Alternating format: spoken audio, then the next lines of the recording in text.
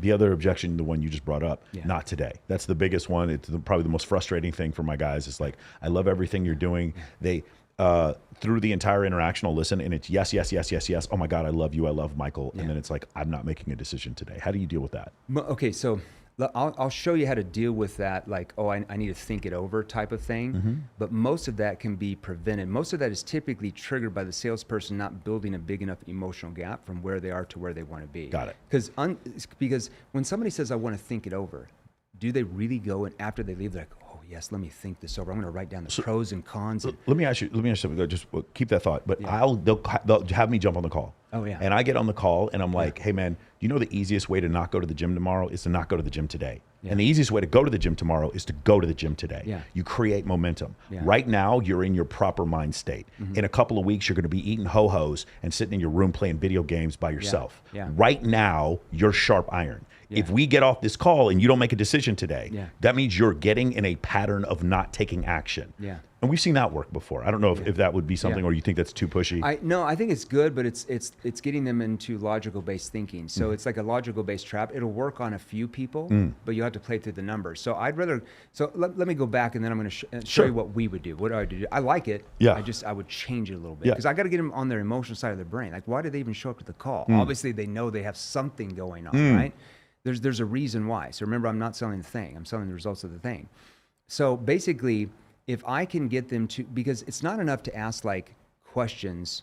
Like, give me a couple questions you guys might ask. Just throw them out. You talking about the objections? No, just in the conversation. Like, give me a couple questions. I'm a sales guy. Yeah, you're a sales Okay, guy. got it. Talking to me, like, what's a couple questions they might ask? What is it that you're missing right now? What is the thing? Like they'll search for a pain point. So they'll be like, what is it about your social life and your dating life that you think is missing right now that you wish you could do better? What would an average prospect They say? just start talking. It's just a lot of people who were just recently divorced. Often there's child custody battles, and so that we have to limit what they can post on social media. Okay. Very common. A lot of prior military guys will talk Yeah. about, and you listen to them, and it's very clear. It's like, I did the logical thing, and then the girls don't respond. And one of the things I explain is like, there's a reason the guitarist and the drummer crush with women, and the scientist and the physicists don't, because the scientists and physicists use logic and reason to make their money, and the guitarists use artistic thinking and creativity, Emotion. and evoked emotion. Yeah. So that's one of the things. We'll ask them that. It's Go ahead. all about clarifying and probing off that. Yeah. So let's say that you ask that question, because to me that's a really good question, but they're going to probably ramble on for, I'm going to guess, for 2 to 3 minutes, Yes. right? And if they ramble on, that is actually in their brain triggering uncertainty because their brain's starting to become unorganized. They're going all over the place.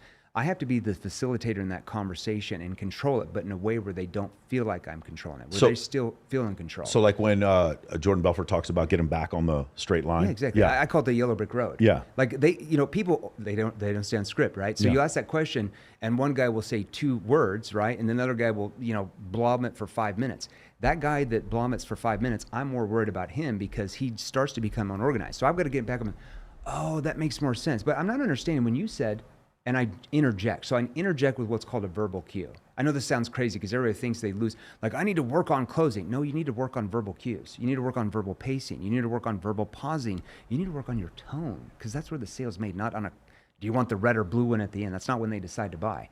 So if I hear something like that, I'm like, so while they're talking, I'm like, okay. Now, every 8 to 12 seconds, I'm using a verbal cue. You don't use it every 2 seconds. Like, really? Okay, but what happened then? And I can interject with the verbal cue. I can verbal cue. I can bridge in. I'm not interrupting. I'm not saying, well, let me show you we solved that. I'm like, but I'm not understanding. What do you mean when you said you're stressed, right? And I'm interjecting back in. And I'm going to clarify and probe. That's where you use the confused tone. So let's say that prospect give me an emotion that they might say, like, oh, this has caused me what? I'm just really lonely. I'm not getting what I want. Hold on. Lonely? Mm-hmm. See what I just did Yeah. there? Right as you're talking, I interject, hold on, lonely? And I have the confused tone. Now, what that does, your subconscious, you don't even know what's going on. Your subconscious says, he didn't understand what I meant by lonely. I need to expand and clarify on that. And that's where the pain starts coming. But see, I interject, and it's kind of like I interjected, but with a question, so you don't feel like I'm cutting you off because I'm still focusing. Hold on, lonely? But I have to use that confused tone. I can't say, how do you mean by lonely? I can't be all like playful. That's not going to work. The confused tone causes them to expand on it. Is there a point during the call though, later on, when you use absolute certainty, or do you just stay in, like, how does that work? Certainty for me is just because you're using neutral language doesn't mean that you're not coming across in a certain way. Okay. Right. So when I say that you don't want to come across too excited, I mean, you don't want to come across like the typical like used car salesperson persona. And nothing against used car salesmen. We train tons of them that crush it, but they come out like, "Hey, welcome to the dealership. How's it going? How can I help you today?" Just looking. So you just triggered sales resistance. Yeah. Right. You triggered that reaction by your tone. Right. So when I say, when I say you want to come across more neutral, more unbiased, that doesn't mean that you like talk timid like a little boy, like I hope and pray you buy this. Like that's not going to work. Yeah. I'm talking like I am now. Like I'm assertive, I'm collective, I'm calm, but I'm still neutral. I'm unbiased. Like I'm not quite sure we can help yet. I don't know enough yet, but I can still talk with that tone and that manner. I still have certainty. So I get in a situation sometimes where a guy says something and like it's exactly what we could help him with. And I get triggered. I'm like, bro, what'd you say? You want to be able to bring 70 girls to a party and be a better networker? And then he starts naming the people that he's friends with. And Hold on, why do you want to bring 70 girls though? Huh? 70? Yeah, that's what I'm saying. That's what I'd ask him. Oh, hold on. You want to bring? No. I teach them to bring 70. But but if he said like I want to bring. 70, oh, got it. I'd be like, hold on. Why? Okay, but why do you want to bring 70? Yeah. What's behind that? Yeah. So I'm going to probe and clarify. Yeah. It's not just why he wants to do it, but what's behind the why.